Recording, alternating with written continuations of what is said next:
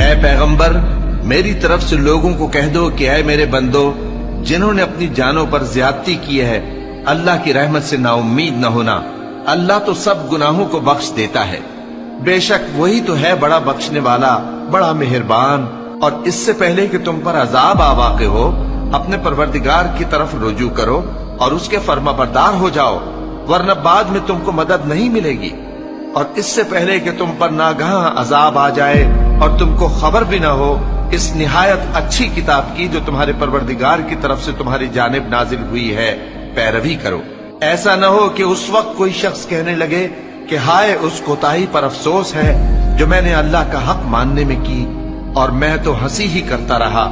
یا یہ کہنے لگے کہ اگر اللہ مجھ کو ہدایت دیتا تو میں بھی پرہیزگاروں میں ہوتا، یا جب عذاب دیکھ لے تو کہنے لگے کہ اگر مجھے پھر ایک دفعہ دنیا میں جانا ہو تو میں نیکوکاروں میں ہو جاؤں۔